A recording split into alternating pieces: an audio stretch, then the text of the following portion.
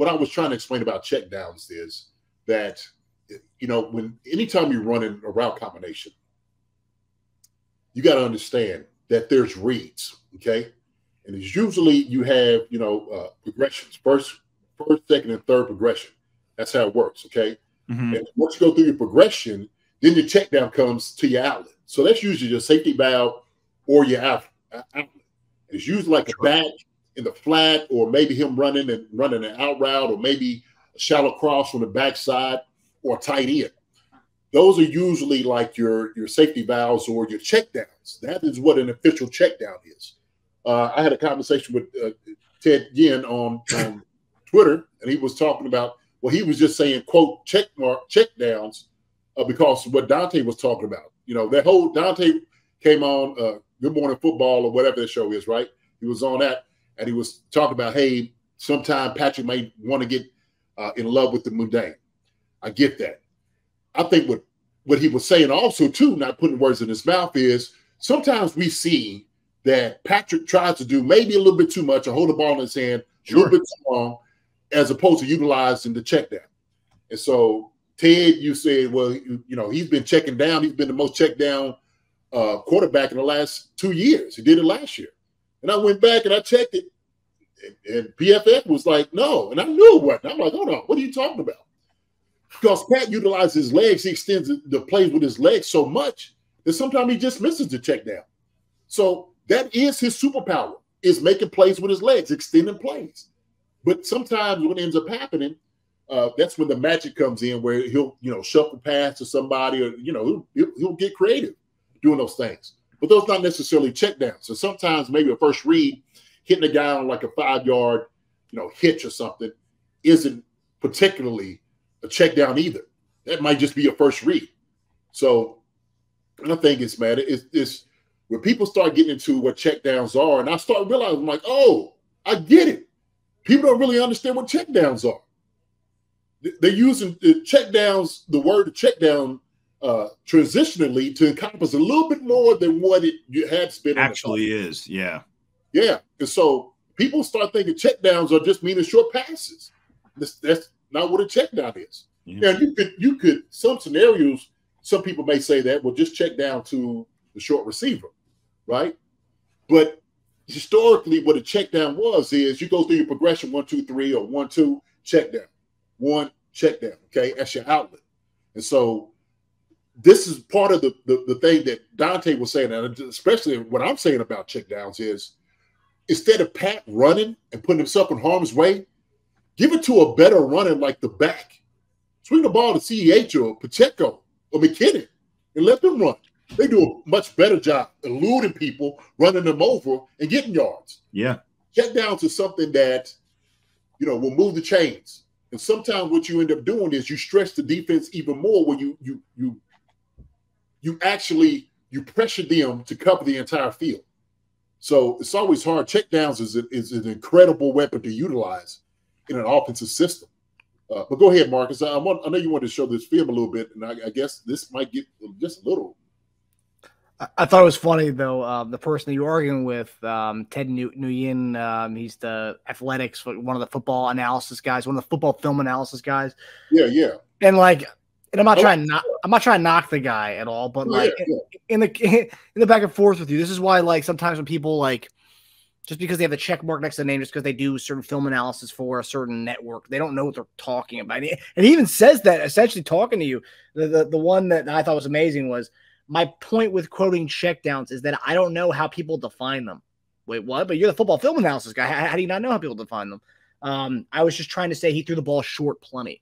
I mean, that's just like, people go to this guy and he's backtracking a little bit. Yeah, people quote this guy, it's like as the word of God when it comes to like football analysis and film breakdowns. So I just think it's so funny that you know. Well, and the thing was, what I was really trying to do is I was trying to kind of put a spotlight on, you know, a little bit more intricate parts of what check downs actually mean. Right. Okay? And sometimes if you just listen to somebody, you know, not taking anything from him, because he does a great job. He does a tremendous job. I'm following great stuff. Right. But sometimes when you go into the parts of like explaining what things actually are, there's a little bit more detail involved in it. Sure. I don't want people to start thinking like every short pass is a check down, because it's not. It's not.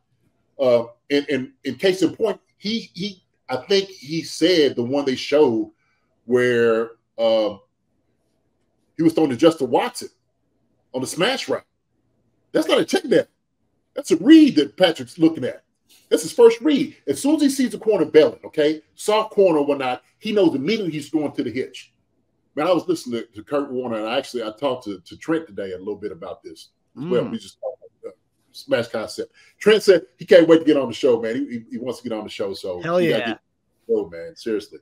But we were just talking about it, and I was just like, Kurt was making a great point that the hitch that he ran, okay, or the pivot should have been shorter, shouldn't have widened than that. Almost like his route that he ran opened the door almost for it to get picked. He ran it deep. He ran like a deep 8 to 10 yard pivot route and hitch, where he should have probably stayed on like the inside and kept him on his back shoulder. Because what you want to try to do is eat up that corner for him to designate who's he going to take. Are you going to play soft and go ahead and take the deep third? Or are you going to go ahead and take the hitch and the pivot, which opens up the corner route even deeper, right? When you got a single safety. And that's what the look. But Pat sees it. He throws it immediately because he's reading the corner. Okay, you got a soft corner. He's belling. Well, if Justin, and this is kind of like some of the issue where where it looks like they might not be on the same page because you got a lot of leeway what happens with certain routes. It's not as crisp. It's not as defined. It looks like Pat's waiting for him to hit you like 6 yards. That's the way you should work, right? Like, why would you run an 8 or 10 yard hitch when you got a corner route that's supposed to be 12 to 15? Like, there's no space in there. There's like you're making it muddled for the quarterback. I know why Patrick's mind is going crazy right now because of things like that. When you don't have clear windows to make it throw, then it makes it harder for him to do. That's why he's sitting over looking at Rashid Rice like, oh, man, just turn around and just catch the football. Like, just stay right there. That's why he's making throw to MVS, and it's behind him. Because some of the timing is off, and we're not on the same page as far as, like, what am I looking for? What is the throw? And so he's not playing at the level he needs to be playing at because to him, it's where we're supposed to be at, right? So go ahead, man. I know I'm long-winded about things, but man. No, you're good. You're good. Sorry, man. Hearing a QB and a tight end talk about this stuff, I love hearing that. Yeah. It drives us crazy, man. I'm just telling you. So go ahead. All right, so this is a little check down here. So what are we seeing here, JD? So we're looking a little swing pass. Little swing pass. So immediately know the check down. So we're looking at trips on the left. And so we know right here, the 4 guys that's going in the route, you got a backside out route, okay, which should be Pat's first read. Then you got the 3 guys who's running. This is basically a pretty simple spacing concept. So his check down is he scans. You should be scanning out to Kelsey, to this guy who's over the middle, to the outside guy. Now check down. Doesn't have anybody, check down. That's what the check down is. So he's going through his progression. 1, 2, 3, doesn't have it, check down. He already knows what the check down is going to be. You'll see him scan. You'll see him look. So he bounce, 1, 2, check down. That's the check down.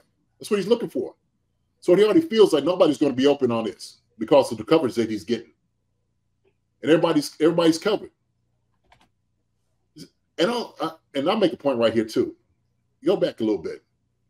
I don't know who this inside receiver is. I don't know who that is. But this is what I'm talking about. Like, right, the one who says the little hitch. Yes, I think it's Hardman. Okay, you see how he's just kind of looking back and he's turning, and so he's almost looking for Pat to throw it. And you could, when you go to the other view, this is kind of like where See how he's kind of just drifting and moving? Like there's no pronouncement. He's looking right, keep. And he's just looking. And he's just like moving and shuffling. Oh, that's Tyreek, actually. Is that time? Okay, yeah. So when you do things like that, it's like, okay, we're gonna get the ball out of my hand quick, right? But it's like there's the leeway to do these things. Well, Tyreek's been in the system for a long time. He started learning who Tyreek is, right? They learned it. They play together. So he's getting a little bit better feel. But now you're asking a young guy, Rashee Rice, to come in and do the same thing, who's coming from college.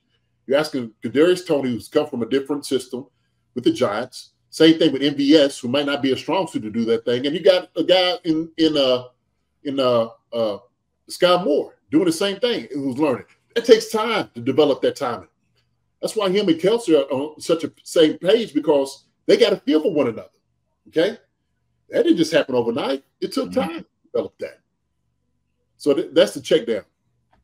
Okay, it does take time, because you can see even with someone like Rashee Rice, who he's been throwing at nonstop the second half of the season. Even they were off a little bit on certain like timing and what he wanted him to do compared to what he actually did.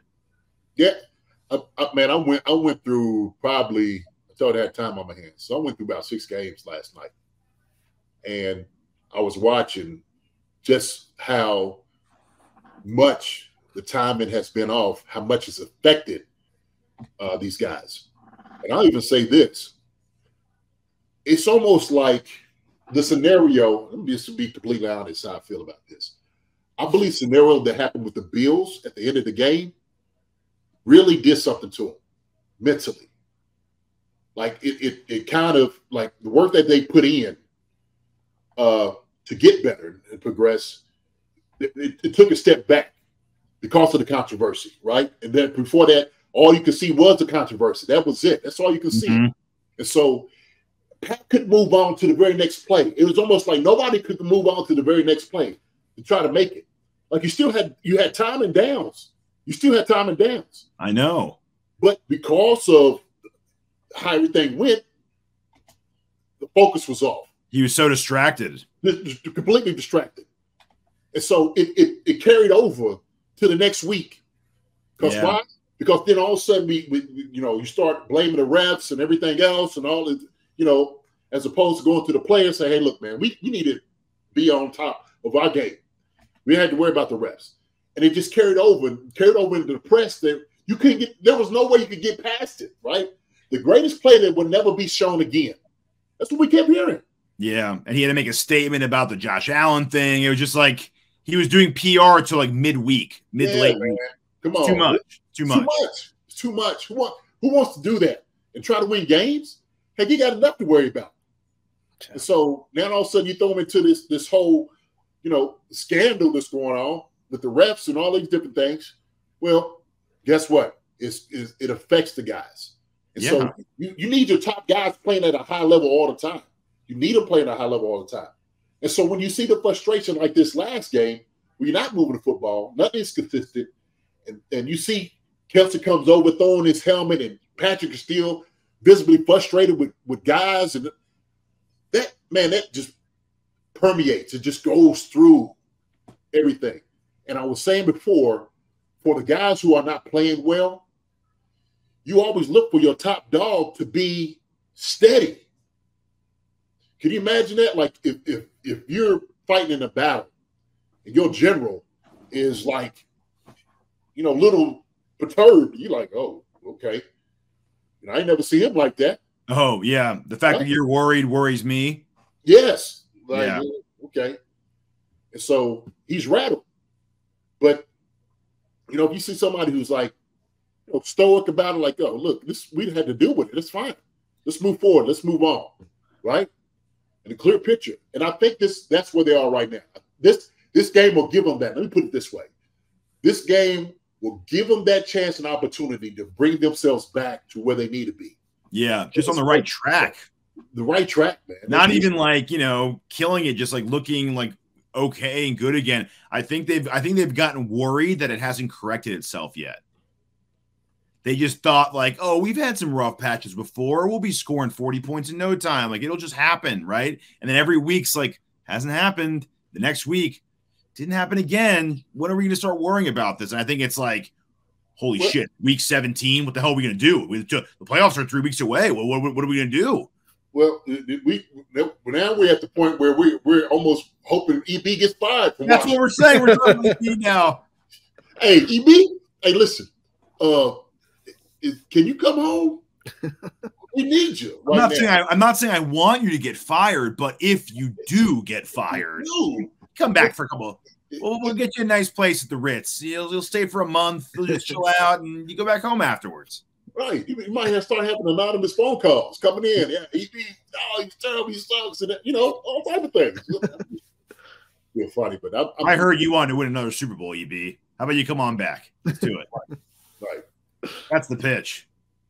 Well, shoot, bring a couple of guys with you. Yeah, bring Terry Dotson and Curtis Samuel with you. I'll take one. You guys are getting greedy, man. Just take one. One is good. I'll just do one.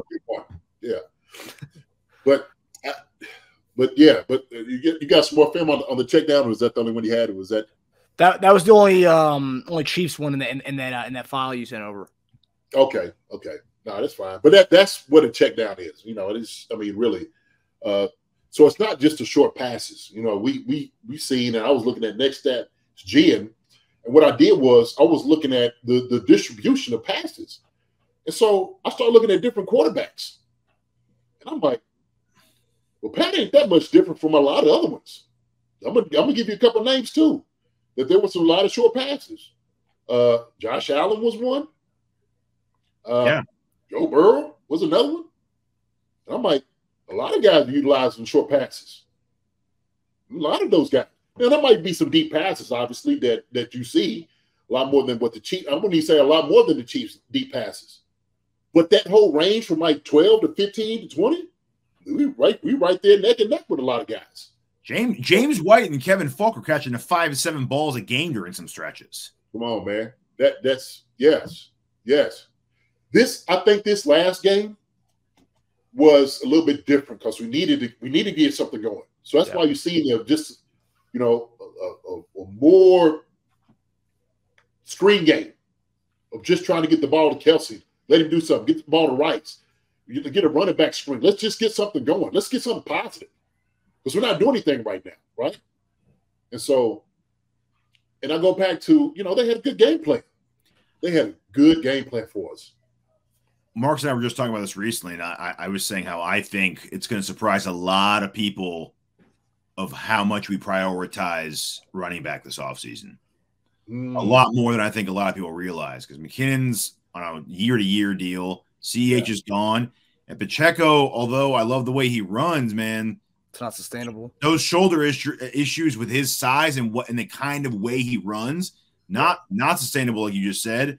And we're going to need a guy who can do that sometimes, but also be like a badass pass catcher. I'm not saying go Gibbs like Detroit did, but that kind of thought in mind.